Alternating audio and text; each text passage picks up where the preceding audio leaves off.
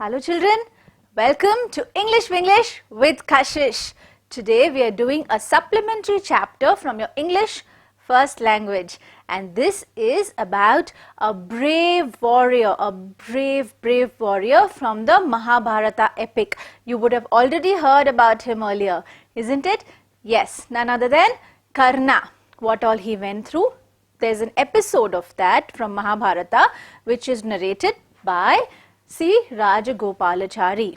Alright, let's learn about Karna. And I would tell you, children, start watching Ramayana and Mahabharata, the epic that tells us about warriors and gods. It's very beautiful. It teaches us about a lot of things.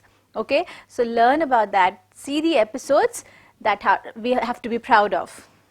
So let's start with Karna. First we will read about the author a little bit.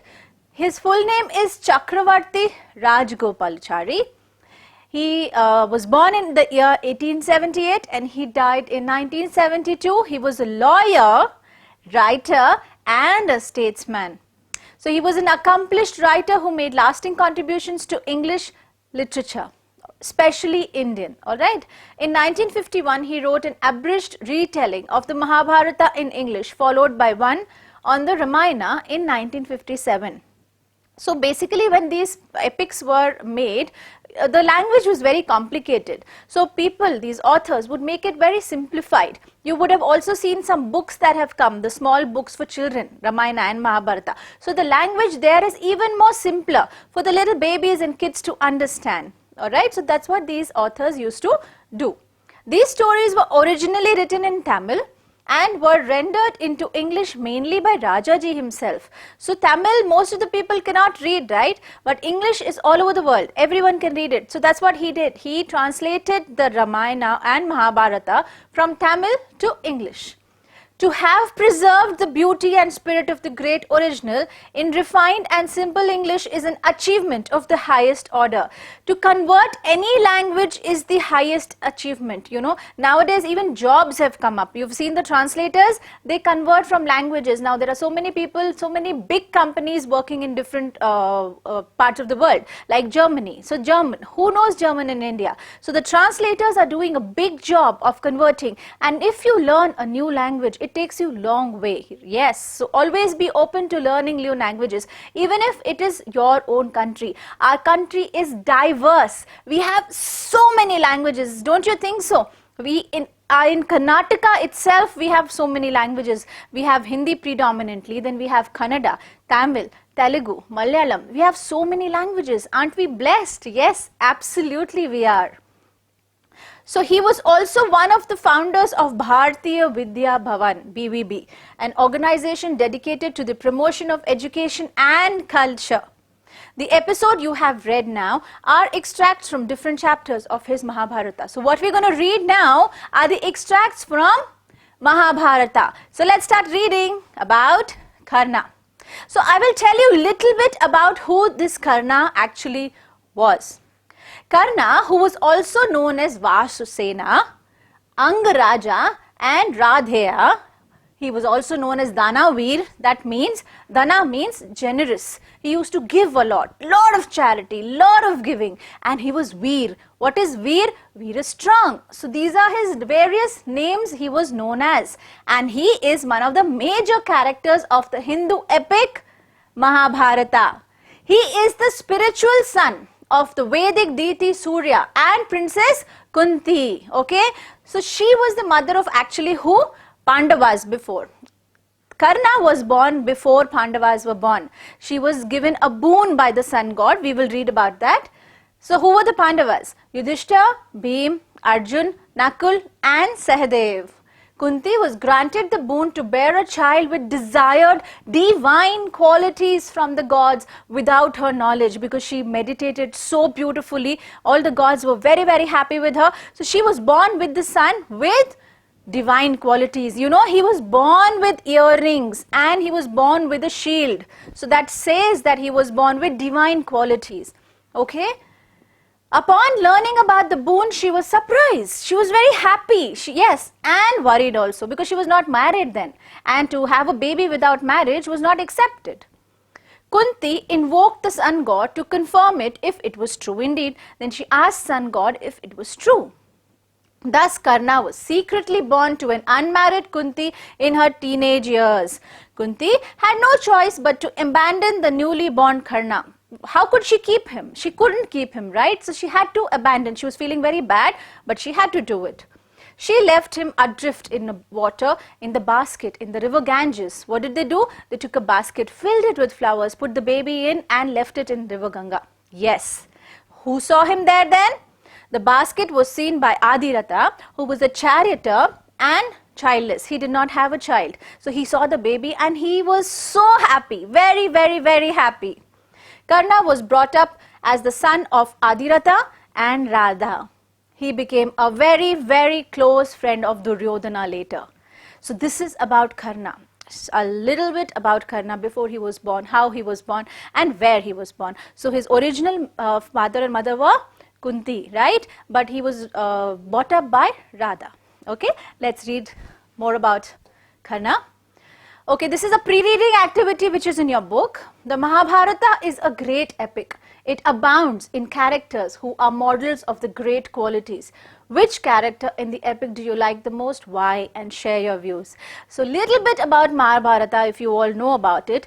Tell us which is your favorite character. I'm going to talk about a lot of characters in this particular chapter also. You can tell me which is your favorite character. You can write in the comments or in the app. Okay? So, the Pandavas and the Kauravas learnt the practice of arms first from Kripacharya, okay, and later from Drona. So, who were the teachers? Kripacharya and Drona. Who learnt? The Pandavas and the Kauravas. They always had a school for learning weapons for the wars. A day was fixed for a test and exhibition of their proficiency in the use of arms in the presence of the royal family, and as the public had also been invited to witness the performance of their beloved princess. Now, they have learnt everything, right? And they were very proud to showcase their talent. So, there was a day fixed for them to come and tell everyone that this is what we've learnt and we're very, very proud of it. So, they would have a place fixed for them to come in and showcase their talents. So, show the world what they've learnt. To show the people gathered there, the audience, what they've learnt. There was a large and enthusiastic crowd. There was big crowd and everyone gathered there to see the big, beautiful, nice, strong princess showing their talent. Alright, so this is Nakul, Bhim, Yudhishthir, Arjun, Sahadev. These are the 5 Pandavas. Moving on. Arjun displayed superhuman skill with his weapons, and the vast assemblage was lost in wonder and admiration. Arjun, who was the most powerful and the most dedicated, displayed beautiful talent of his weapons. He was so audience were clapping for him, everyone was happy, and he was also very proud. Duryodhana's brow was dark with envy and hate. Now, Duryodhan there was feeling very jealous at this point because Duryodhan never liked Arjun. So, when Arjun was displaying his talent, his arms, his weapons, his strength, Duryodhan was not liking it a little bit. Now, at the close of the day, what happened? There came suddenly from the entrance of the arena. What is arena? Arena is a particular place which is restricted, a place of activity or conflict. Okay, so this is arena. That means whenever you play a football match or you play any kind of sports activity anywhere, or if there is any music concert happening, so that area is restricted for that. So that's called arena. So in that particular arena, what happened? A sound. Loud sound and compelling like thunder. It was like a thunder, you know, like a garaj, thud, thud, thud, thud, thud, that kind of sound came. And the sound made by the slapping of mighty arms in challenge. It sounded like so many weapons are fighting with each other, you know. It was a very, very powerful big sound. All eyes turned in that direction. Where were they all looking? They were all looking at Arjun first. And suddenly, with this thunder-like noise, everyone looked that side. They saw enter through the crowd, which made way in awed. Awed is wow. With that, you know, your mouth is open, you're shocked. That kind of silence. a godlike youth from whom light and power seem to emanate. Emanate is come from, flow. So as soon as they turned to look who that was, where that noise was coming, what did they see? They saw a powerful, god-like creature from which there's so much of light coming out. It was literally like as if God has come down. They could actually feel the power of him when they were looking at him, and they were all shocked. Now, who this was? God-like creature with power and light. Let's see who this was. He looked proudly round him, cast a negligent salute to Drona and Kripa, and strode up to Arjuna. Now this fellow, we don't know who he is. He got up very proudly. He looked around him. He went past Drona and Kripa. He did not do a respectable salute to them. He just did this, you know, a very negligent salute. It's like as if he did it and did not do it also. That kind of salute he did to Drona and Kripa, and strode. Strode is walked with long steps. When do you walk with long steps? When you are proud, when you know that you are bigger than everyone in the crowd, is when you walk like that with a lot of attitude. So he walked like that at that moment. The brothers, who brothers? Kauravas and Pandavas, all unaware. They didn't know who this was. By the bitter irony of fate, of their common blood, faced one another, for it was none other than Karna. Now, did the brothers know that this was their eldest brother? No. Did they know this was their own blood? No. They did not know who this was. This was Karna. Okay. So, now they were all face to face. Karna versus Pandavas and Kauravas.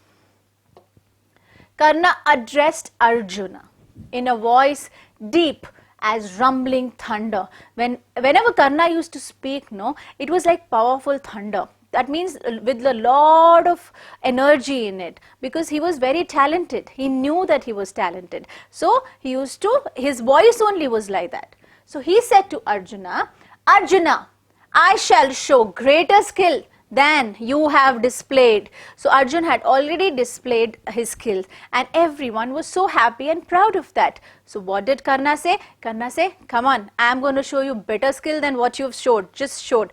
Let's see, let's talk about it. So with Drona's leave, Karna, the lover of battle, Karna was also known as the lover of battle. He was very, very passionate about his own talent. Yes, so that's why he was called lover of battle.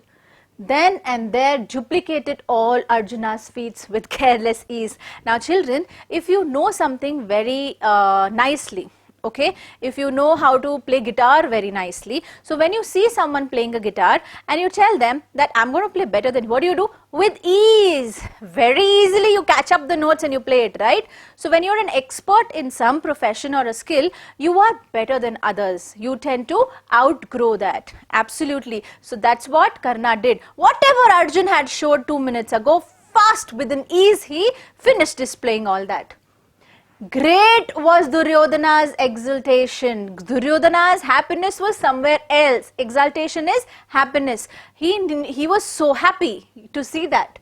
He threw his arms around Karna. He was so happy that he ran and he hugged Karna so tight, because he was so happy, and Duryodhana and Karna always liked each other. Welcome, O thou with mighty arms, whom good fortune has sent to us. I and this kingdom of the Kurus are at your command. So he said that, oh my God, look at you. You've come here. It's my blessing. It's my fate. It's my destiny. Now that you've come, we are all welcoming you here. We welcome the kingdom of Kurus are at your command. Whatever you say, we will do, said Karna. What did Karna say then after this? After Duryodhana said that, Karna said, I, Karna, am grateful. O king, only 2 things I seek, your love and single combat with Partha. Duryodhana clasped Karna again to his bosom. My prosperity is all thine to enjoy. That means, what did he say? I need only 2 things. I need your love and blessings, and I need 1 combat. What is combat? 1 fight, 1 battle with the Partha. Okay, and after that, Duryodhana was very, very happy. So he hugged him very tightly and he said, my prosperity is all thine means yours. It is archaic old English word. Thine means yours. My prosperity is all yours to enjoy. I agree to it.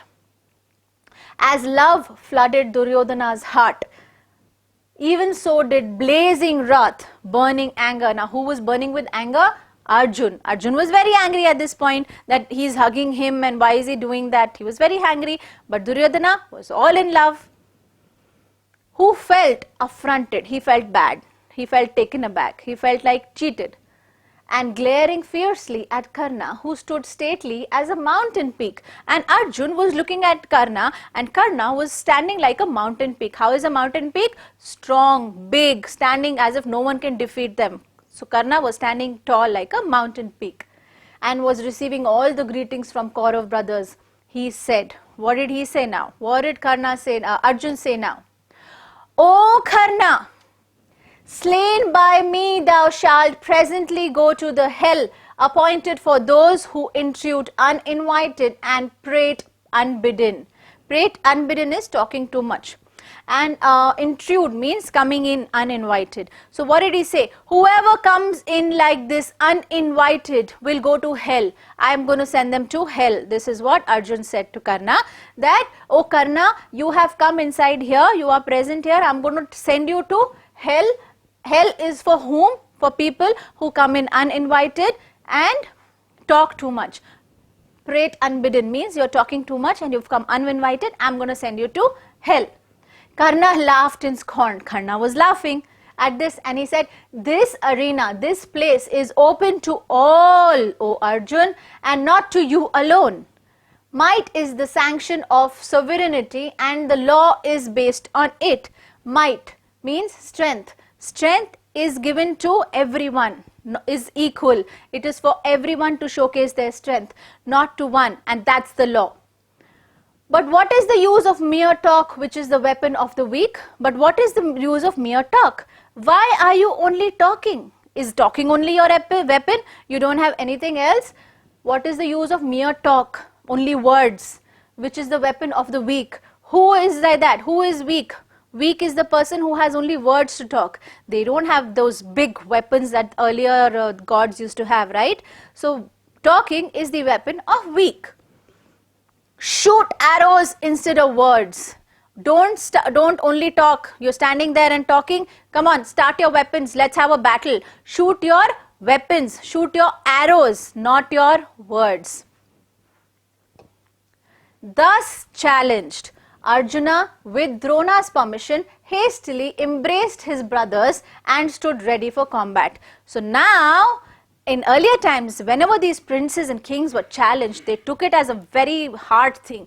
You know, any challenge was accepted and they wanted to fight for it. So now that he was challenged, Arjuna, he took blessings of, he took Drona's permission, his, who Drona had taught him, he was his guru. So he took his guru's permission and then he took blessings of his brothers, embraced his brothers and stood ready for the combat. That means the battle, the fight.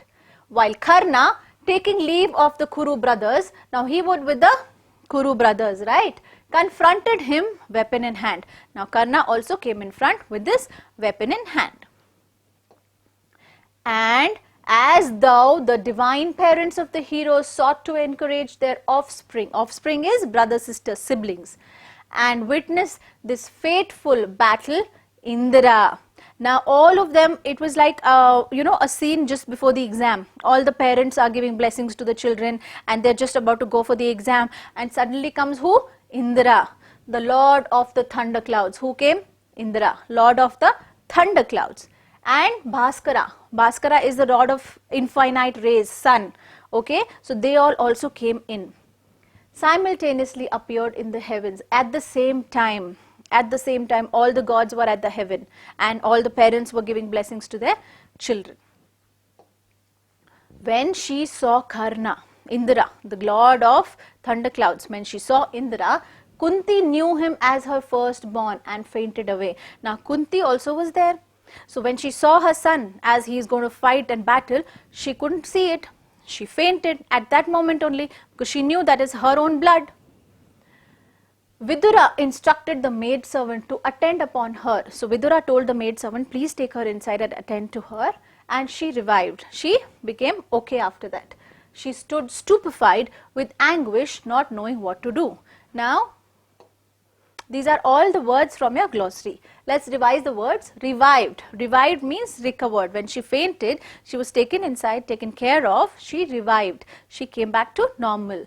Then is anguish. No, she stood stupefied. What is stupefied? That means shocked. Are you stupefied? Use these when you're talking to your friends or anyone, or your teachers or anyone, or you're writing a passage or your story or anything. Use these words. Shocked. What do you say shocked is? I was stupefied. Okay. So she was stupefied with anguish. With what? With distress. She was not feeling too good about it. She was very sad about it, not knowing what to do. She didn't know at that point, when her own blood was in the battle, what to do, and no one knew that this is her own blood, that Karna is the elder brother of all the brothers, and they were fighting against each other. As they were about to join in battle, Kripa, well versed in the rules of single combat, stepped between them and addressed Karna. Now Kripa was also one of the gurus, right? Kripa and Dona. So the Kripa is a guru. Now guru knows all the laws of the battle, everything he knows. So he stepped in and he said, because he knows all the laws, let's see what he said. This prince who is ready to fight with thee is the son of Pritha and Pandu, and a scion, which is a young member of noble family of the Kuru race. Reveal, O mighty armed, thy parentage and the race rendered illustrious by the birth. It is only after knowing thy lineage, that means the families from which somebody is descended, that Partha can fight with thee. For high-born princes cannot engage in single combat with unknown adventurers. Now, as he knew all the rules, he said that you cannot fight with him because you belong to a noble family. Now, if you belong to a noble family, you will not fight with anyone era-gera, right? He called him as an unknown adventurer. We don't know who he is, whom he belongs to, who his parents are, where he is coming from. So, a noble family prince will not fight with anyone like that. Okay, this is what Kripa said. What do you mean by lineage? Lineage is the families from which someone is descended. We need to know your family. We need to know where you're coming from. He will not fight with anyone like this. So Kripa said that. Alright. Then when he heard these words, Karna bent down his head like a lotus under the weight of rainwater. He bowed down. It was like that. What have they compared this to? As if a lotus. Have you seen a lotus? How lotus bends down when there is a lot of rain? It bends down completely like that. Yeah, you can picture that lotus. So just like that, Karna also bent down like that, feeling very, very disheartened. Duryodhana stood up and said, if the combat cannot take place merely because Karna is not a prince, why? That is easily remedied. Remedied means I can solve it. There is a solution for that. So he said, I crown Karna as the king of Anga. He then obtained the assent of Bhishma and Dhritarashtra, performed all the necessary rites and invested Karna with the sovereignty of the kingdom of Anga, giving him the crown. So now he was very, very confident. He took the permission of Bhishma and Dhritarashtra and crowned Karna as the king of Anga. He said, okay, I'm going to make him a prince right now. And to make a prince, what do you have to do? There are some rituals that you have to do, isn't it? So he did that. He gave the entire kingdom of Anga in Karna's hand, and he gave him a crown. Obviously, a prince is made to wear a crown. He gave him a lot of jewels and other royal insignia. That means symbols of rank or authority. Whatever you have to give the king to make him the prince, he gave him, and he was very, very proud of it. Moving on, at that moment, as the combat between the youthful heroes seemed about to commence, the old charioteer, Adhiratha, who is Adhiratha? Who was the foster father of Karna. He only brought up Karna, isn't it? He took care of Karna. So he came. Who was the foster father of Karna, entered the assembly, staff in hand and quaking with fear. He was so scared. His son was there in the battle. He was to be made a prince. He was very, very shaking and scared, and he came in.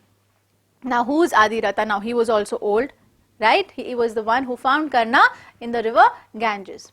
No sooner did he see him than Karna, the newly crowned king of Anga, bowed his head and did humble obeisance. What is obeisance?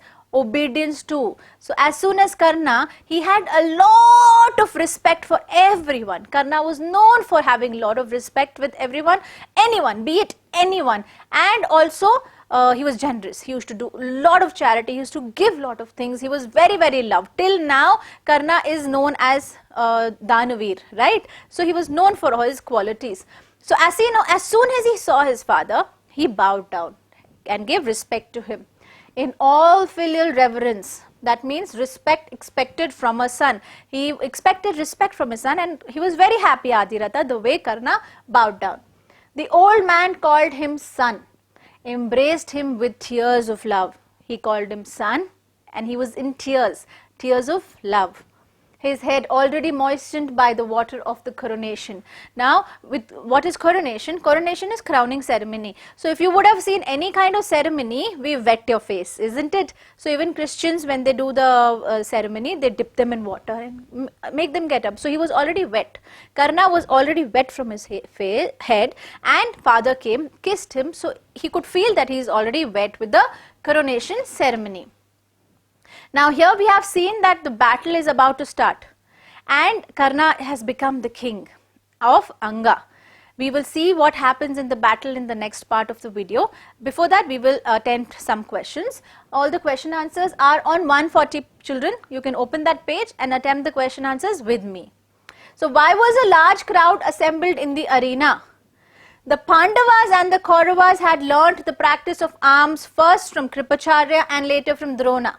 A day was fixed for a test and exhibition of their proficiency in the use of arms in the presence of the royal family. Proficiency, how expert you have become in what you've learnt. Use this word in your exams. Remember to use these important words, exhibition of their proficiency in the exam, okay? The public too had been invited to witness the performance of their beloved princess. Thus, there was a large crowd assembled in the arena, the area of the conflict, arena. Children, do use these words in your exams, alright? I really want you to do it. Question 2. What did Duryodhana envy? What was he jealous of? Arjun displayed superhuman skill with his weapon, and this earned the wonder and admiration of the whole crowd assembled there. This scene made Duryodhana envious and hateful towards Arjun. Question 3. How does the writer introduce Karna to the assembly? The writer, who is the writer? Mr. Rajagopalachari. How does he introduce the King Karna to the assembly? The writer introduces Karna in a very impressive manner. At the close of the day, there came suddenly from the entrance of the arena a sound, loud and compelling like thunder, the sound made by the slapping of mighty arms in challenge. All eyes turned in that direction.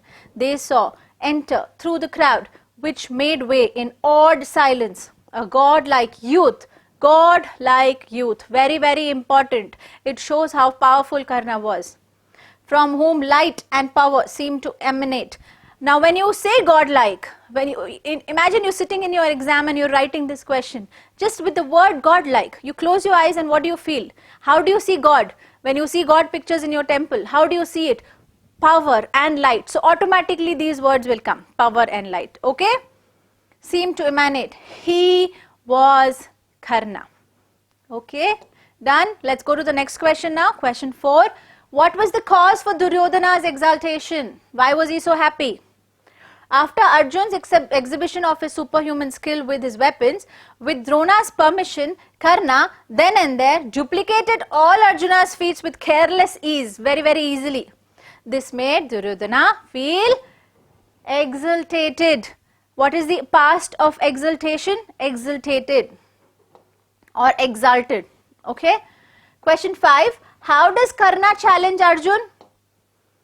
Laughing is scorn. Karna says, this arena is open to all. O Arjuna, and not to you alone. Might is the sanction of sovereignty, and the law is based on it. But what is the use of mere talk, which is the weapon of the weak? Shoot arrows instead of words. This is what Karna told Arjun. Whoever is weak will say words. You shoot arrows. Come on, let's fight. Question 6. Who were the divine parents of the two heroes? Indra, the lord of the thunderclouds, was the parent of Arjun, whereas Bhaskara of the infinite rays was the parent of Karna. So all of them had come up in the heavens. Why was Kunti stupefied? Stupefied, tell me again. Shocked. Why was she shocked? This is question number 7 and this is also in page number 140. When Kunti saw Karna, she recognized him as her firstborn. And now seeing him get ready to fight with her other son, Arjuna, she was stupefied with anguish, not knowing how to stop the fight between the brothers. Question 8. Why did Kripacharya object to Karna joining in the battle? Kripacharya, who was the guru of Arjuna, objected to Karna joining in the battle because his lineage and parentage, lineage, where does he belong from? His parent chain, and parentage were unknown, and Arjun being a high-born prince, Kshatriya he was, right? He was a Kshatriya, he belonged to a very high king family, could not engage in single combat with unknown adventurers. Question 9. How did Duryodhana restore Karna's honor? Now what happened? You remember Karna bowed down like a lotus, he felt bad. What did Duryodhana do after that? Duryodhana announced that he would crown Karna as the king of Anga. He obtained the assent of Bhishma and Dhritarashtra, performed all the necessary rites and invested Karna with the sovereigns of the kingdom of Anga, giving him the crown. What do you give the king? Crown, jewels and other royal insignia. So here children, we finished the part 1 of the chapter Karna. We will see what happens in the battle in the next part. So please get hooked, watch the next part. You can revise till this, read the book till now. You can even read the next part of it. We will do it together. It will be more fun. I'll see you in part 2. Bye-bye.